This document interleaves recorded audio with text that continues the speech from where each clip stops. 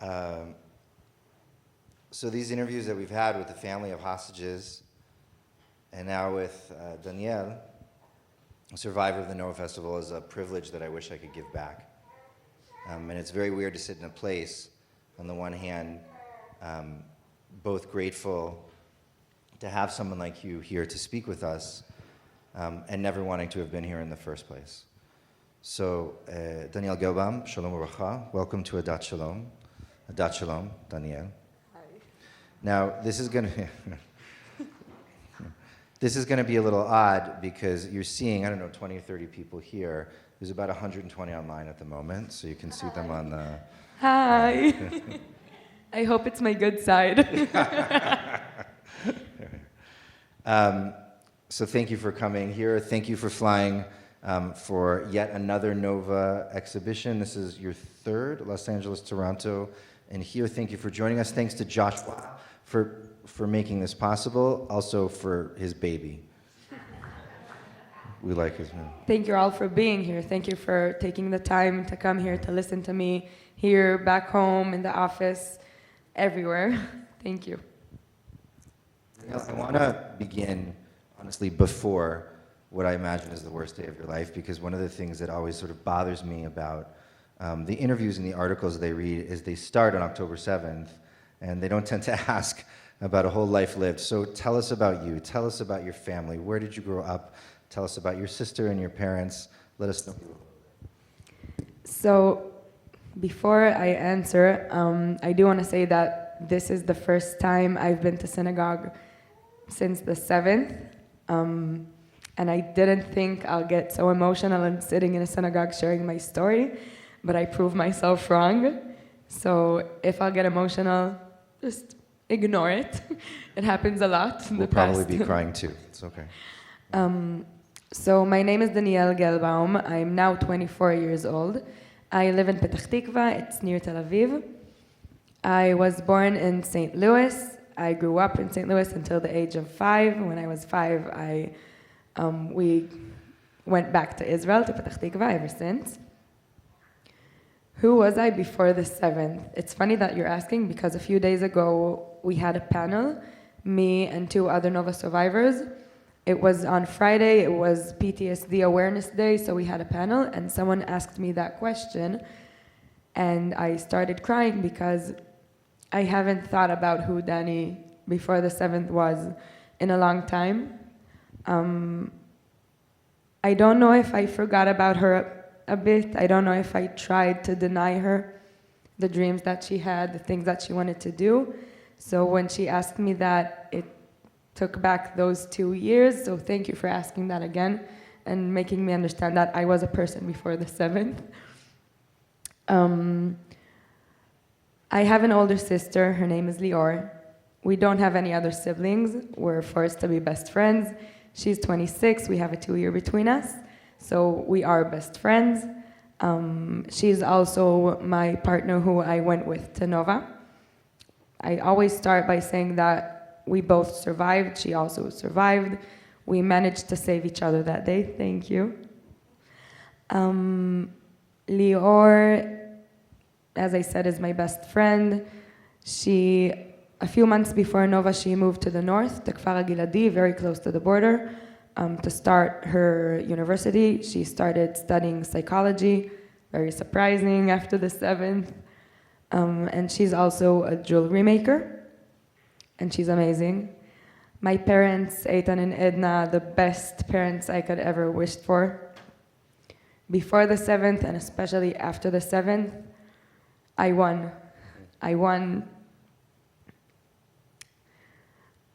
My dad, he works in high tech. That's why we moved to America in the first place. My mom, she was a social worker. Now she's doing her thesis to get her doctor's degree in socials, and she's amazing. I think she's the one during my escape, and I'll talk about that later. My dad's voice is what sat in the back of my head, letting me to do what I did, manage to survive. And once I got back home, my mom is the one that saved me emotionally by telling me what to do to not fall into PTSD. So I owe them everything. Danny, before the 7th, she's still a happy kid. And I say kid because at Nova I was 22. I was a kid. I thought I'm grown up, but I discovered that I was a kid. I was a baby. On March 2023, I finished my service in the Army. I was an officer.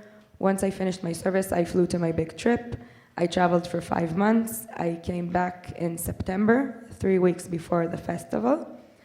In those 3 weeks, I managed to get a job in Tel Aviv, move out of my parents' house for a bit, and just try to start my life. And once the 7 hit, everything collapsed. I moved back home because I couldn't manage to live alone after what I've been through. The job that I started, I couldn't go back to. The job that I wanted, couldn't even think about starting the process of going to. I thought about starting my degree that year. I found out that I'm not capable of doing that. So some of the things that I dreamt of just got lost in the way. Some of the things got delayed. But even with all the things that I didn't manage to do or to get that I really wanted to, standing in the place that I am today, I'm thankful for everything. Even the things that didn't work out taught me that sometimes in life, I don't get what I want, but I get what I need. And I think that the 7th was the biggest lesson for me about that. Well, to that end, it's the question that I don't want to ask, and yet we're going to ask nonetheless. Will you tell us about what happened on the morning of October 7th? Of course, that's why I'm here. On October 7th, I went to the festival with my older sister and a few other friends. We got to the festival's area at around 1:30 a.m. It was supposed to be from October 6th, from around 6 p.m. until October 7th, also 7 p.m. So it was supposed to be a very long one. We didn't want to arrive early, like too early, so we said that we're gonna get there in the middle of the night, exactly when everything starts. So we got to the festival's area at 1:30 a.m. We parked our car, we walked towards the entrance, and even before entering, everything was perfect. I remember hearing the beats of the music from the distance, and I felt my heart pounding with the beats of the music, and I felt like I came home from my big trip just 3 weeks before, and this was the first moment I felt like I'm really back home. Like, that's it, now I'm home. So we passed the entrance, we went to our camping area, we opened our tent, we opened an air mattress, chairs, tables, foods, drinks, fairy lights, because it's not a festival if you don't have fairy lights, it's on the to-do list. We got on the dance floor and everything was perfect. I met and I saw so many people from my childhood, from my service in the army, from my big trip that I just came back from. After the 7th, I found out that some of those friends were murdered on the 7th, and the only thing that I can thank God for is the fact that every single one of them, I remember smiling that day. There's not even one that I remember suffering, hurting. Everyone were smiling, everyone were kind of like, some of them knew that it's gonna be their last day, so they had to give everything. So we were dancing, and at 6:29, at 5, we went back to our camping area to rest. 6:29, we felt something in the air. I always describe it as felt because it was a feeling. It wasn't something that we heard or saw. Maybe some of you felt rockets in Israel if you've ever been, but if you haven't, it's kind of like feeling an earthquake, or kind of like when someone hits your car from the back and you just like, your body just like moves for a bit. It's kind of the same. We didn't understand what was going on. The music got shut. We heard from the speakers someone screaming, "Red alert, lie down on the ground and put your hands above your head." We understood that there are rockets from Gaza. We started packing our things and we didn't panic. I remember being kind of naive at the time because we're kind of used to rockets in Israel. We started walking towards our car, and we were 8 friends from home, what meant we came with 2 separate cars. We were 4 and 4. One of my friends from the other car, she had a panic attack, so she wanted to join our car. We said that, of course, but then I thought that it's gonna be 2 hours in a very small car, 5 people. So I said I'm gonna jump to the other car. I started walking, and sister telepathy, me and Lior looked at each other and we said that we're not splitting, we're sticking together. Looking back, that was one of the many things that saved us that day. So we got onto our car, we started driving towards road 232. And to get to 232 from the festival, we needed to drive on a gravel road. We started driving towards that gravel road, and there was a traffic jam. Just like we got evacuated, everyone else got evacuated. So my friend, he was the driver, he decided to cut everyone from the side because he didn't want to wait in that line, in that traffic jam. Something kind of usual to Israelis. Maybe some of you know. So he cut everyone from the side, and we got on road 232. Once again, looking back, him cutting everyone from the side is one of the many things, one of the many decisions, miracles that saved us that day.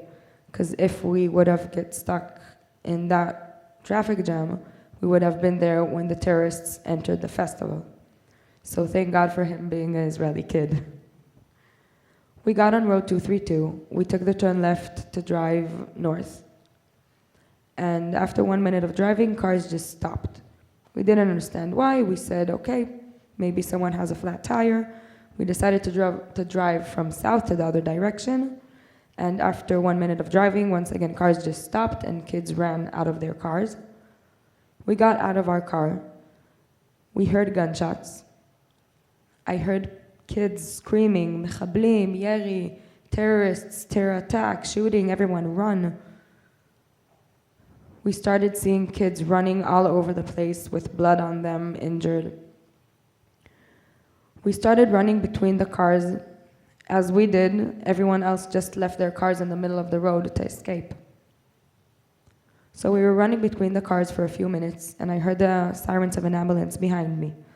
I looked back and I saw an ambulance driving with a girl, maybe my age, sitting next to the driver with her window rolled down. She was screaming, everyone, they shot me, I got shot in the leg, move your cars.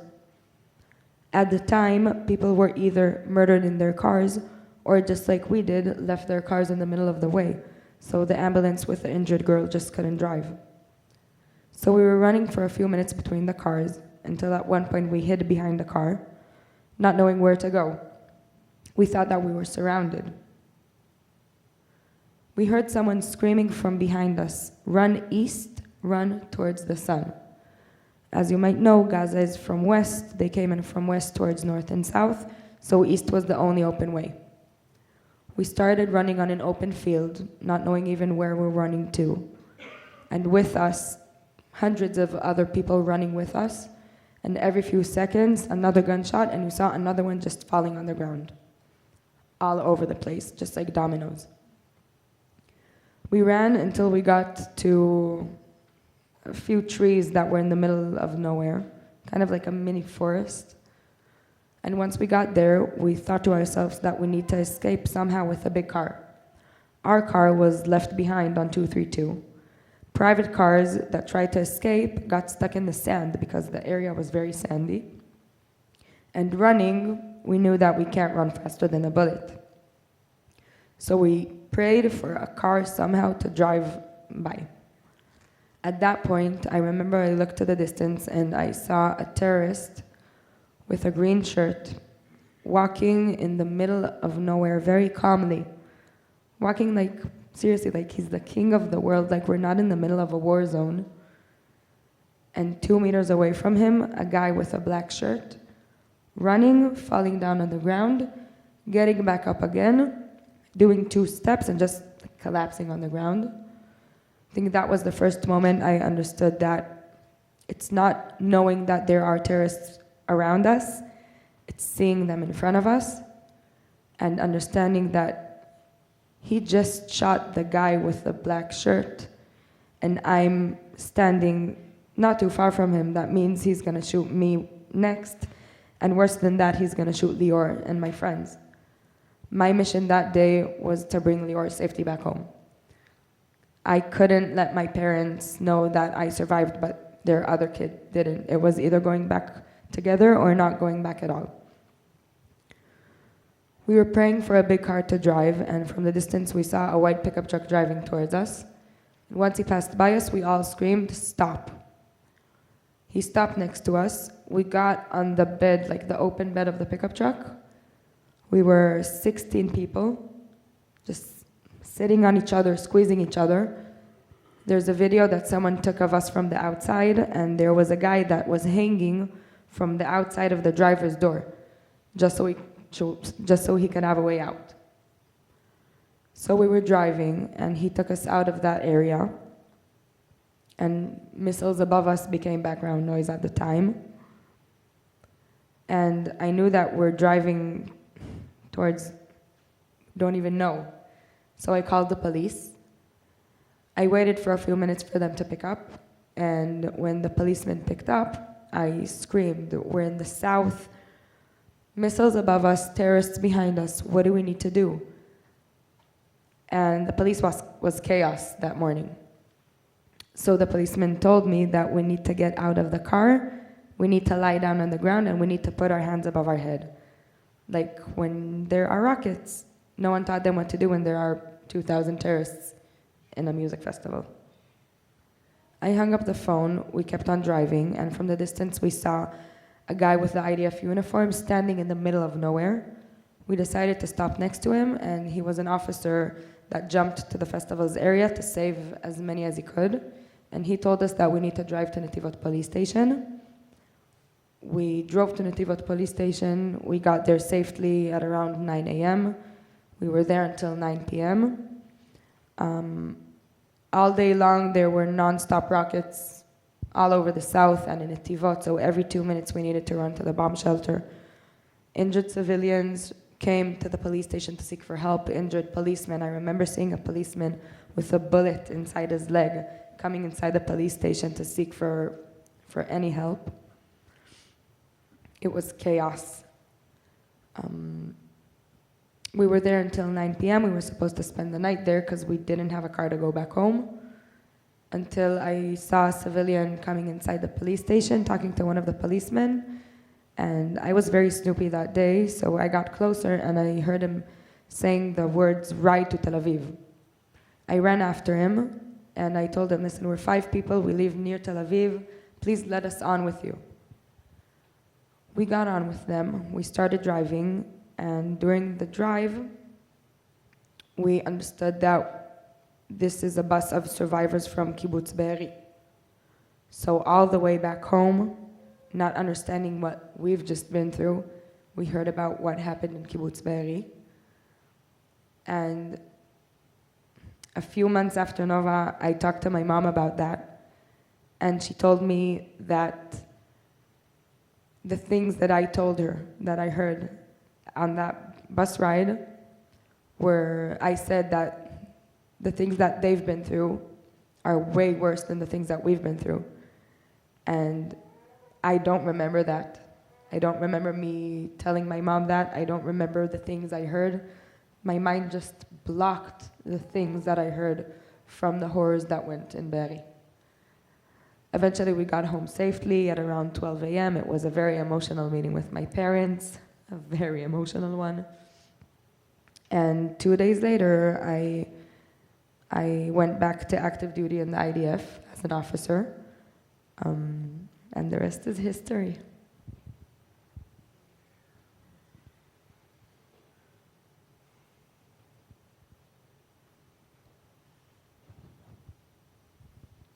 We've heard from friends and family about the chaos of that day. We've heard about the disarray and the police and the government not knowing where to go or what to do. We've heard about the war rooms that got formed.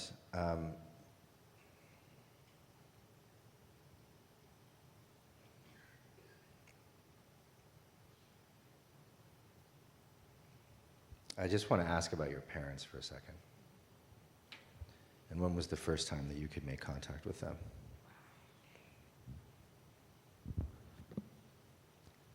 My parents that day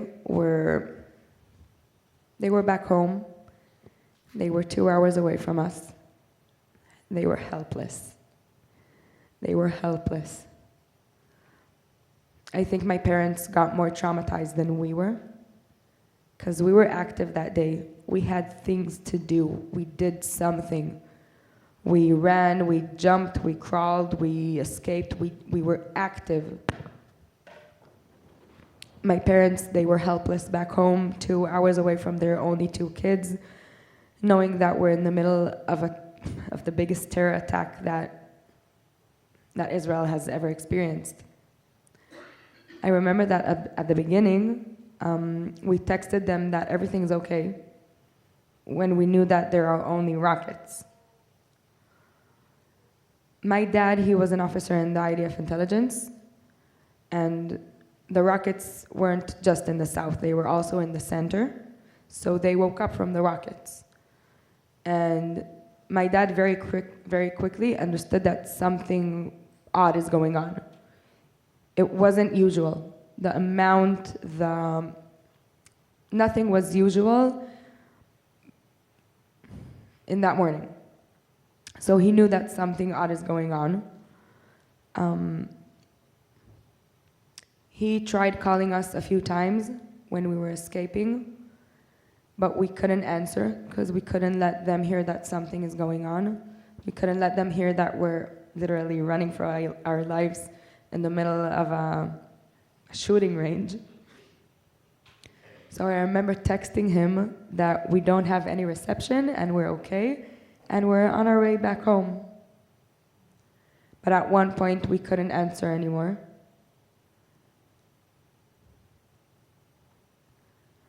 We texted them that we're okay. Once we got to the police station, we sent them a selfie from the police station, doing like this,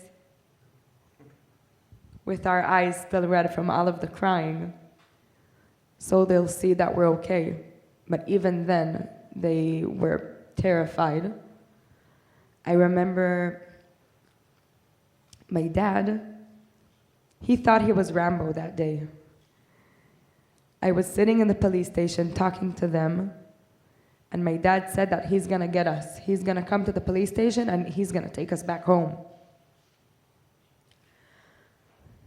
I knew about parents who came to get their kids from the south that morning.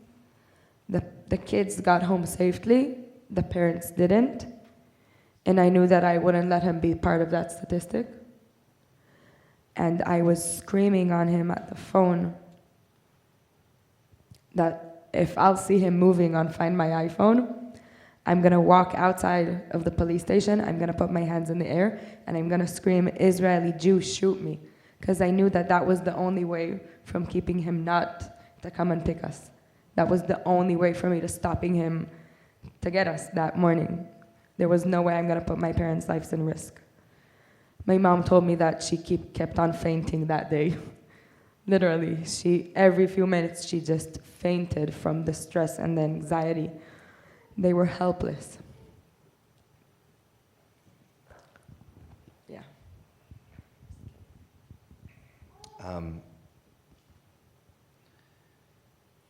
I have no context for understanding what you went through. I think what sort of haunts me, not only about what you're saying, is that there was the 7th, but then there was the 8th and the 9th and the 10th and the 11th and the 12th, and you had to wake up every single morning and figure out who to be. And you spoke beautifully about how your father was the one who saved you. The words in his words in your head are what saved you on the day, but it was your mother's words who brought you back to life afterwards. Do you feel comfortable talking to us a bit about your experience and the days after? Of course. So yeah, during the 7th, before every decision I took, I thought to myself, what would my dad do? I laughed about him being Rambo, that he wanted to get us, but sometimes he is Rambo. And that's why I trusted him guiding me here in the back of my mind. And that's what managed to save me on the 7th. On the 8th, it was my mom. that pushed me and Lior. The first thing that you need to do after going through a traumatic event is something. Get back on your legs and do something. It doesn't have to be high intense. It doesn't have to be go back to work now. But it's kind of like when you go through a car accident, the first thing that you need to do is get on the wheels again. So my mom pushed us to doing things. And it started from the small things, like taking my dog out for a walk or talking about it.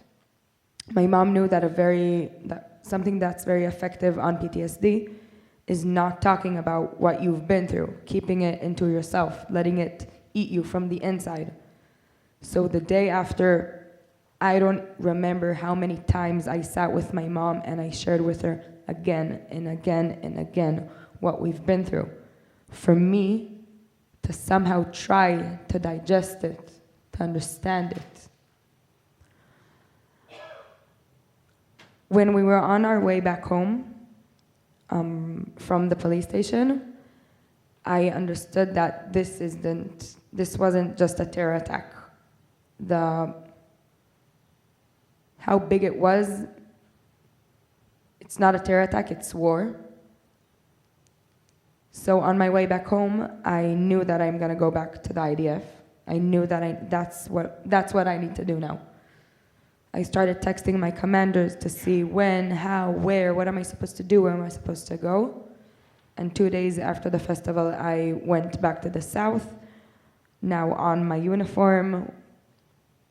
And for the beginning, that's one of the many things that saved me. The doing, the actions, the not sitting at home crying every night and every morning and every 2 minutes, but knowing that I'm taking part, an active part, to fight for my country. Because if I won't do it, no one else will do it. Especially in a war that I almost lost my life, and I almost lost my sister, and I lost so many friends. And I thought that my parents wouldn't let me go to the South. I thought they wouldn't let me go to reserved. I thought they would want me to stay home, safe with them. And they did. But they also understood how meaningful it is for me.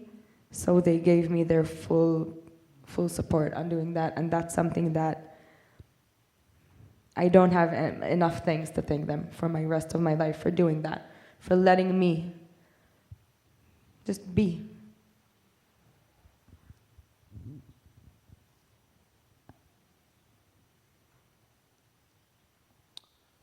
I was in New York on the 7th. I was in Brooklyn. It was Simchat Torah, and the news was filtering in. We didn't know exactly what was going on. It was odd in certain ways from the news. We knew more than Israelis, but also less than Israelis. We heard about just the heleb, like just the pure chaos that was going on.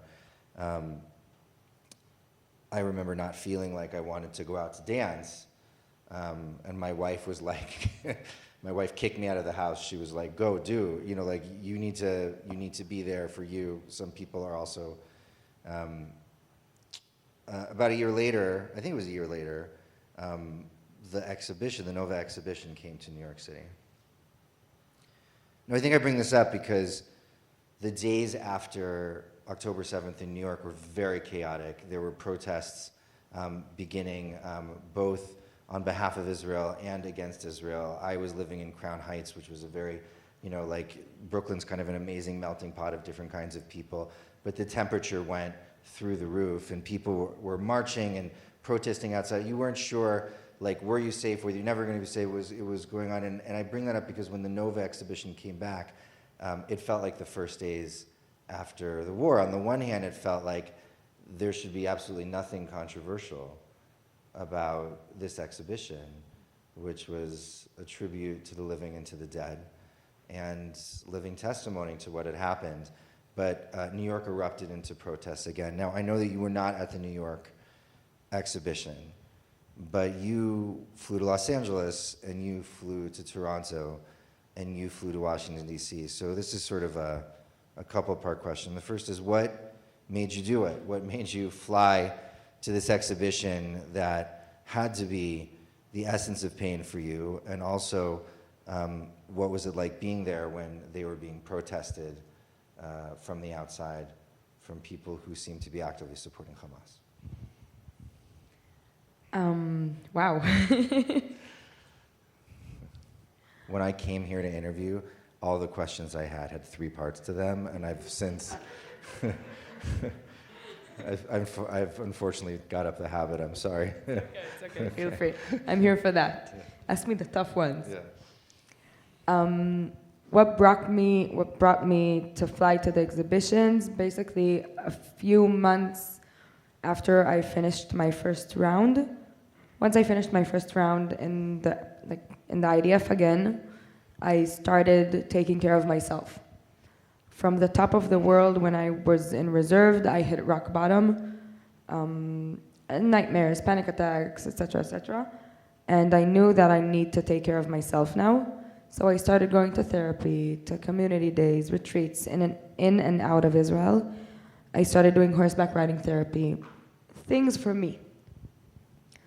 After a few months of healing in that ways, trying to heal at least, I felt like I needed to do something meaningful again. I knew that I wasn't able to go back to the IDF yet. And I thought, how can I take everything that I've been through and myself and combine it to something meaningful? So I started doing lectures. I started giving testimonies about what I've been through at the beginning in Re'im parking lot where the festival happened. I spent a lot of time there with groups from Israel and mostly from outside of Israel of tourists who wanted to see what we've been through. And I walk with them through the names and I share my story and I just let them feel in a way or somehow try to understand what we've been through. Since the first group, I felt how much effect that had on those groups. And it didn't matter if they're Jewish or not. It didn't matter. It was human beings who needed to see what we've been through, who wanted to see what we've been through.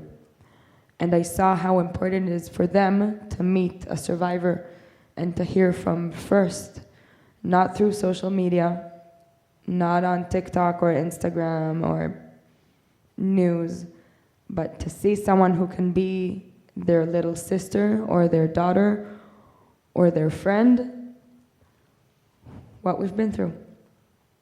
And once I understood how good it does for those people who came to see, I started going at the beginning I flew to Greece to their Jewish community. They invited me for 3 days to share my story for the Jewish community. And then I started doing this with the Nova Foundation, and they invited me last August to Los Angeles to do it for 3 weeks. And it was amazing, meeting so many amazing people who just wanted to witness what we've been through. I think the best thing that I took out of those experiences, even now, is knowing how much power a community has. I felt it for the first time only after the 7th, once I started taking part of the Nova community. I understood how much of a lifesaver it is that you have people that you can rely on. So once I started understanding how much good it does to communities outside of Israel, I knew that I needed to keep on doing that, even though it's very tough to say goodbye from every emotional support system I have back home. Every time that I leave my country, I say goodbye to my sister, to my parents, to my horses, to my therapists, everything, just to be here. And it's tough, each and every time. I did it in Los Angeles, then I did it in Toronto, now I do it here. And I always say, since I got here, that I was supposed to leave back home a week ago, and my flight got canceled. So I got stuck for 2 more weeks here in DC. And on one hand, it's very hard, once again, being away from every emotional anchor I have back home. But on the other hand, the fact that I have you guys to lie on, to rely on, to be here with you, to see you, to know that you took a few hours off your day to come here and to listen to my story. And I know my story isn't a tour in Disneyland. I know that. This is what gives me the strength to keep on doing it. And if I needed to be here for 6 more months away from home, I would have done it with a smile on my face, knowing that if you like it or not, now I'm part of your community. So thank you for being my community, and thank you for letting me rely on you guys. Thank you. About the other question, thank God when I was both in LA and Toronto, I didn't see any protests. There are people who walk around with kafiyas and with Palestine flags, graffitis. In Toronto, I remember seeing on a door of a store that it was like a shopping store or something, that like Israelis aren't welcome. And on one hand, it's terrifying. It's terrifying. I do not try to reach them because I'm scared each and every time. Because I don't know what they're capable of after the 7th, the things that I saw that people were capable of doing. I don't want to take that risk on me. I'm scared to death. But even though I'm terrified, I'll never let them see it. I'll never be disrespectful. I'll never shout. I'll never scream. I'll never, spit or something. I just walk with my chin so up high with my Star of David necklace that, I'll be honest with you, until the 7th, I never wore it. After the 7th, since the 7th, it doesn't come off me. Because this is our strength. I need to be smart, but I also need to be proud, and I am so proud. So, so proud. Is there something that you would say to them, if you could say to them? There's 2 sides to every story. I don't want to change your mind if you're not willing to listen to me, and more than that, I don't believe in violence. I saw violence in the most horrible way. I don't believe we can fight against hate with more hate. It does the exact opposite. If I could have sat with even one, I would have said, tell me what you think. I want to hear you. Probably I won't believe you, but I am willing to open my ears and listen to what you have to say, only if you're willing to listen to me.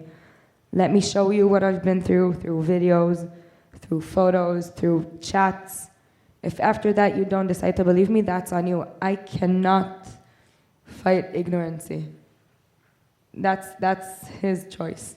I can only try showing him light and love by sitting calmly, smiling, even though it's very hard.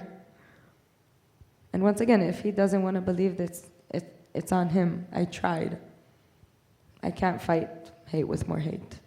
Thank you so much, Danielle. I want to give people an opportunity to ask the questions that are on your mind. By Danielle's request, though, if people could stay away from politics, it would be much appreciated. I will ferry the microphone out, because otherwise they can't hear it on the camera. Before the questions, I want to add 2 things. First one, as you might notice, I'm from Israel, which means every question you can think about asking me, some Israeli has already asked me in a very rude and unpolite way. And more than that, I can guarantee that everything you can think about asking me cannot traumatize me more than I've been through. So feel free, seriously feel free. Couldn't put it better than that. Questions? Usually there's one and then everyone else starts. Yeah. Jerry? Yes. Yeah.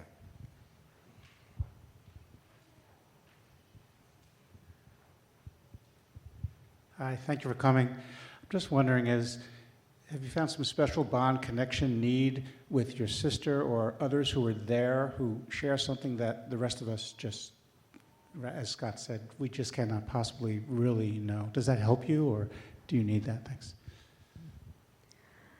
Of course, it helps me. After Nova, when I was in reserved, I was disconnected from everything that was related to Nova. Everything. I didn't think about it. I barely talked about it. My mind was in a different place. Once I finished my first round, I remember the first time I was walking down the street, and I remember feeling like an alien. I felt like seriously, like an alien. I walked around feeling like I have like a Nova survivor on my forehead, and I felt so ashamed.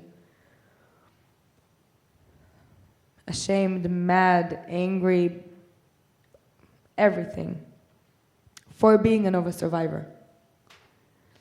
I started going to the Nova Community Days, and I'll share about that for a bit. The Nova Community Days were days that, right after Nova, the Nova producers, who are just festival producers, most of them are survivors themselves, they decided that they need to do something for the survivors. They started opening healing zones, and they brought therapists and arts and crafts and comedians and singers and artists, people to be with us so we can have safe places to hug together, to talk one to each other, to cry together, and more than that, to laugh and to dance together. Because after Nova, that was something that a lot of survivors, me included, felt like we're not allowed to do. We felt like we're not allowed to cry or to be happy or to dance. And when I went for the first time to one of those community days, I started talking to more survivors for the first time. And I started understanding that we're all allowed to be happy. It's not the easiest thing to do, but more than the fact that we're allowed, we need to be happy and we need to be strong together, because they took so much away from us. They can't take our strength. They can't take our light, our happiness. And the community that was beside me and around me is what gave me the strength to understand that. And especially the fact that my sister understood me more than anyone. We went through the same together. I don't need to explain to her what it is to flashback that terrorist in front of my eyes, because she knows what I'm talking about. Or when I share with her one of my nightmares, and I'm not scared that she'll think that I'm cuckoo, crazy, something, because I know that she's going through the same as me. So yeah, the power of community is one of the things that saved me. Thank you.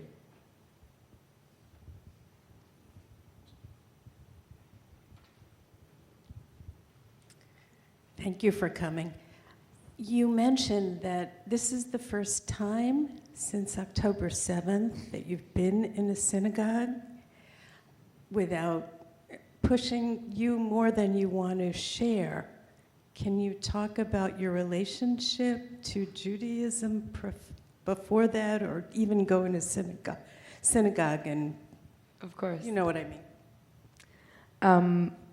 I don't come from a religious home. Until this day, I'm a very proud Jew, but I still don't know what I believe in. I do believe in something, because I know that, especially after the 7th, I understood, I knew, I still know that there is something above me, because if there wasn't, I wouldn't have been here. So many things that happened to me on the 7th, that if something would have gone slightly different, matter of less than seconds, or one choice that we needed, that we did differently, and I wouldn't have been here. The amount of miracles that happened to us that day I can't even list them. So I know that there's something above me. I don't know if I want to call him names, God, Elohim, the universe. I don't know. I'm just thankful up there that I'm here, that my family's here, I'm sad that my friends aren't here. And at the beginning I was mad and I asked why they're not here, but I decided that I won't ask that anymore because I need to be thankful for for whoever is here. And I mostly started believing that everything happens for a reason. And I don't know the reason for everything, and I probably will never know the reason, but I know that there is one. And I'm thankful every single day. It's tough for me to say, and a lot of people would disagree, and that's okay, and I'm so sorry if it's tough for you to hear. But me, as Danielle, I can say that standing here now in this position, in this place, after everything I learned after the 7th about myself, about communities all around, about the world in general, the people that I met ever since, if me and my story, if I could go back in time and go through the 7th again, after everything that I saw, if you would have asked me if I do it again, I'd say yeah. Standing here, knowing how much that affected everyone and everything, but still knowing that it happened for a reason. So yeah, I think I got more closer to something up there. And being here in the synagogue for the first time, I mean, it's not even the fact that I don't take it as a religious aspect in particular. It's my tradition, it's my history. This is the reason why they chased us on the 7th.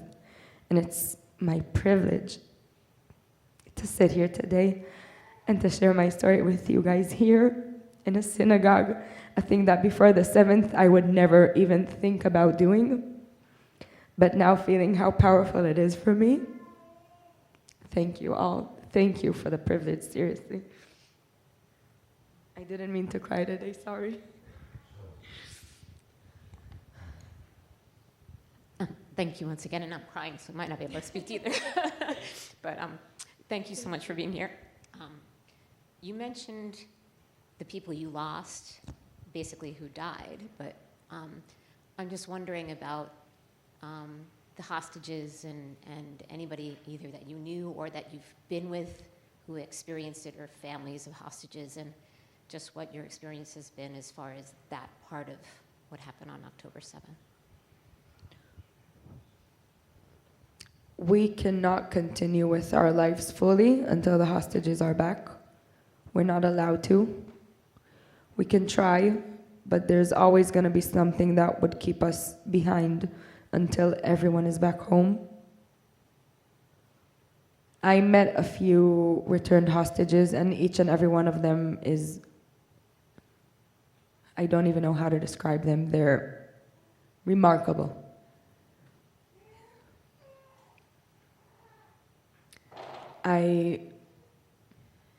As I said, I saw a lot of friends that were murdered on the 7th.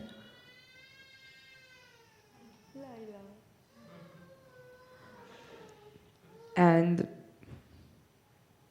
the craziest one was when I was an officer in the first job I did, there was one of the soldiers. I didn't command him, but he was one of the soldiers in the festival, in the base that I served at.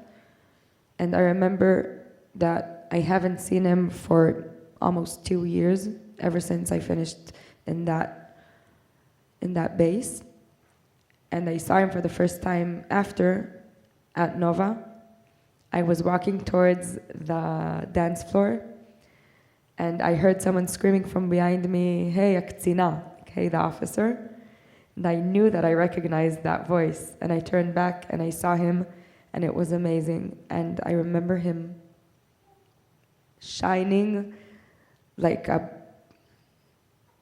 not like a candle, but like a torch in the middle of the desert in the night.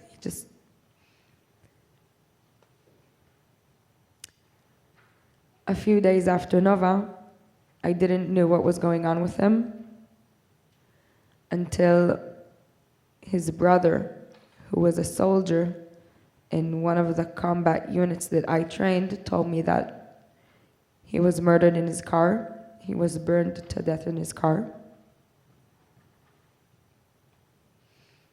And he's been walking with me ever since, because he was one of the people that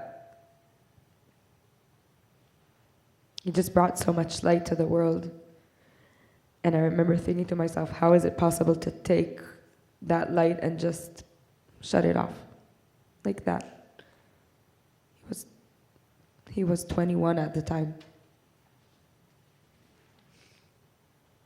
Sorry for the...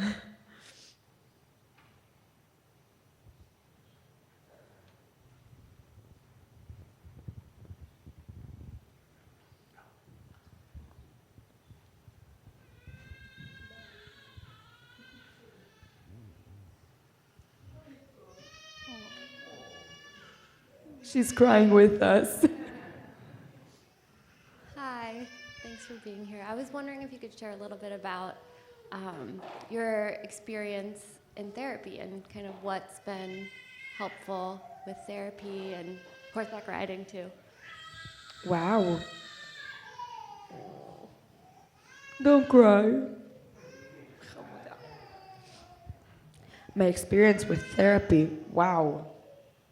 It took me time after Nova to accept the fact that I need to go to therapy. It took me a while, not too much, but I remember that it took me a while. In therapy, we worked a lot about survivor's guilt. Because after Nova, that's what went with me all the time. Not just the I survived, they didn't, but one particular scene that happened to me at Nova, and I'll share it with you. I didn't think I had the time, so I'll share it with you now, that when we got on the pickup truck that saved us, we drove into an orchard, and inside the orchard, he decided to stop the driver, and he screamed to the back that if we want, we can get off. We decided to get off of the car, and once we got off, we heard gunshots really on us. We looked back, and I saw people running towards us, towards the orchard, and I understood that if they're running towards the orchard, probably someone is also chasing them towards the orchard. So the terrorists are getting closer. We decided to get back up again, and once we got on, I remember I was looking to my left, and I saw a woman. I don't remember her face, I just remember she had colorful hair, and she was reaching her hand towards us for us to get her on with us, and we didn't have the time to stop and to save her. And even though I don't remember her face specifically, I'll never forget her. And I remember once we kept on driving, I felt numb. I didn't even feel sad at the moment. I felt numb. Like, if I'll let myself feel any emotion, I won't be able to escape no more. And once I started therapy, it took me a lot of time to break that numbness. I think that was mostly what we worked on. Once we break the numbness about her and a lot of like the survivor's guilt, we started working on mourning on the Danny who was before. So that was a very big part of therapy. Yeah, I think that was that's mainly the thing that we worked on. Thank you. Thank you for your testimony. It's clear that you're a very gifted speaker and poised and thoughtful. I'm wondering if you've had the space and time in light of what you did experience and have at least partially healed from, to think about how that may change what you do with your life moving forward.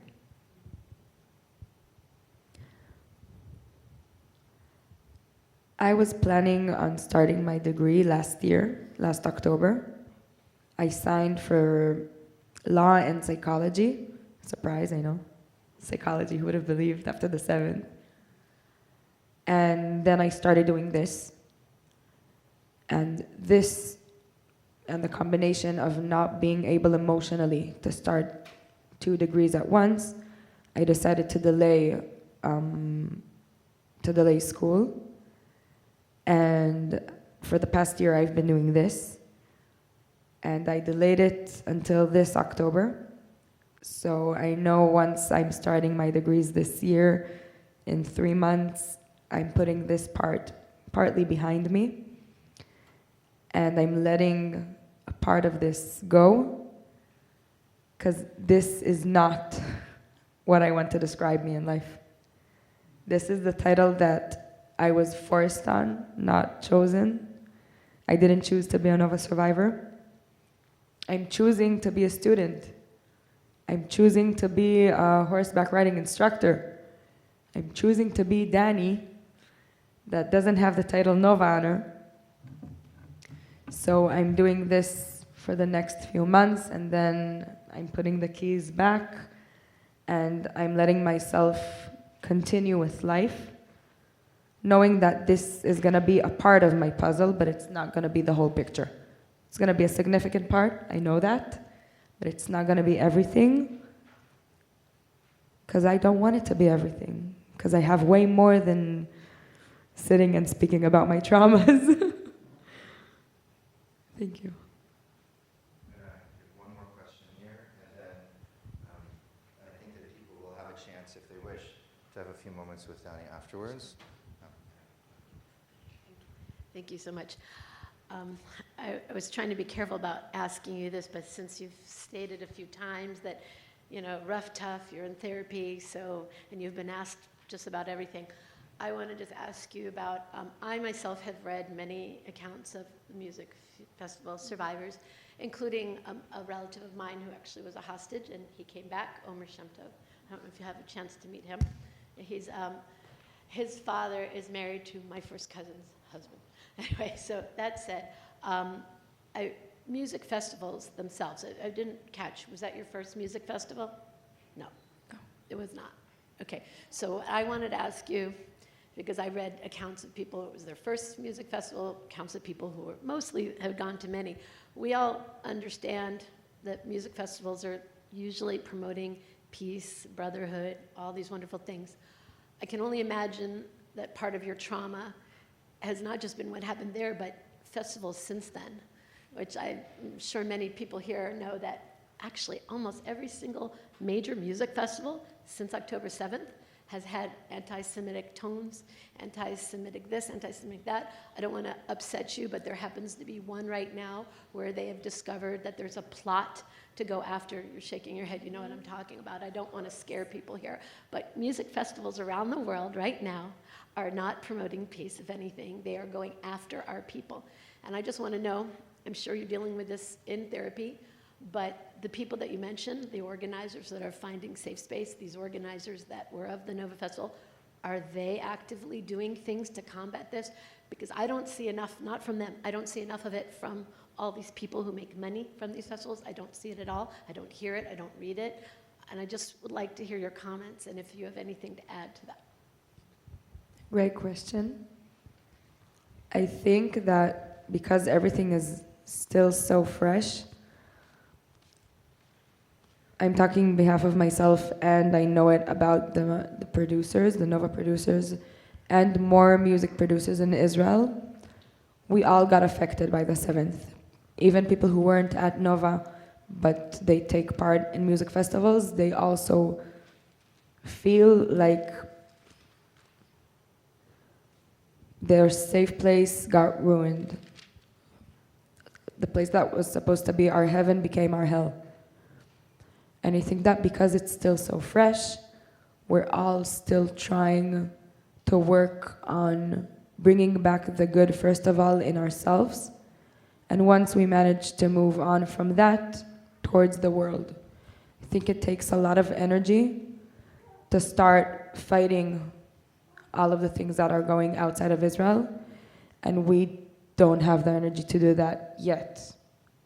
We're still so focused on bringing back our confidence in ourselves and in our country and in festivals in Israel to start fighting everything that's going outside. So I think that only once we finish that part, a very big part of it is when the hostages are back, we would be able to start thinking about what's next towards outside, but now we're still focused on the inside. God bless us all. We all need it. So sitting here, listening to your deep questions and your deeper answers, I can't compliment you enough on how honestly you're able to share. And Josh's baby is crying in the background. And I think it was hard for me, actually the hardest question for me was to ask about your parents. Because once you become one,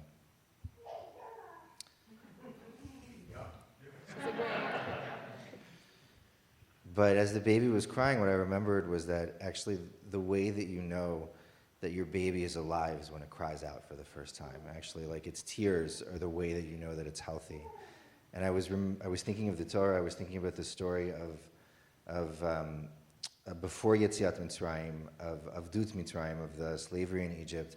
And the Torah says that God was Vayishmat Nakatam, that God heard them cry, Vayizkor et Brito, and therefore remembered the covenant.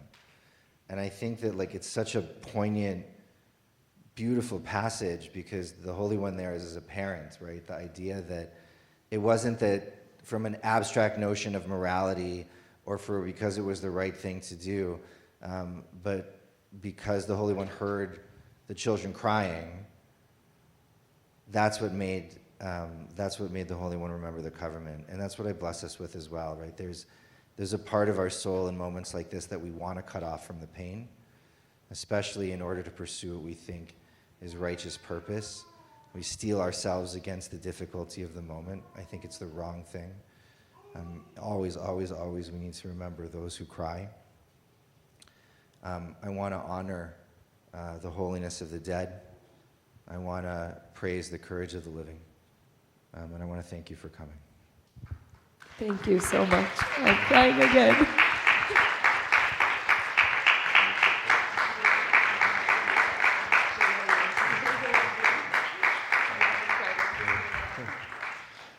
Josh, thank you, by the way, to Josh Weil for helping organize this event, who just has a few words to say about the Tribes of Nova Foundation.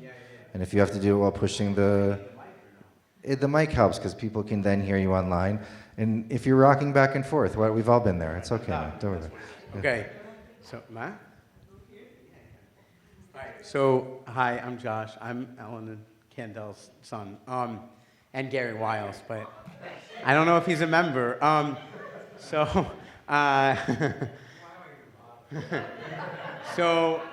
lot of people ask what can be done to support the survivors like Danny and the others, and she touched on it a little bit. So some of it is healing spaces. They do things from like Pilates classes to group therapy sessions. I'm not doing a very good job with this mic, am I? So there's outside, there are these flyers from the Tribe of Nova Foundation. Tribe of Nova is, again, the body that put on the Nova Festival, and since then has put on all of the Nova exhibits throughout the world. So that is like a huge way to support them until the hostages are home. They don't start healing fully. And then after the hostages are home, the healing is going to be a really long time. In the States, we have a tendency, I think, when things calm down in Israel, when bombs are not dropping like immediately, we have a tendency to think it's okay, everything's okay. And the truth is that, for anyone who has not been to the Nova exhibit, it's here through Sunday, and it's closed tomorrow. And so if you're Shomer Shabbos, that means that you've got Sunday and Sunday only. The good news is that we still have tickets available, so you're able to go and buy them. But, you know, for those who have been there or seen the footage, you know, what these, and I say this incredibly, like, lovingly and with respect, these kids experience something that is life-changing, life-altering. And most of them have done, like, incredible things with it, but there's still a lot of pain and suffering there. So I encourage you to, A, if you have not gone to the Nova exhibit in DC, in Gallery Place,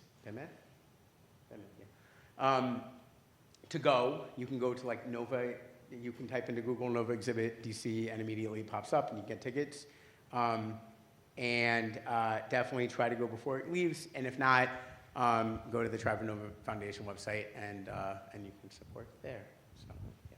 That was very impressive multitasking. Thank you all who attended in person, those of you who attended online. We appreciate you, and we especially appreciate Danielle for coming and sharing her story with us. Thank you so much.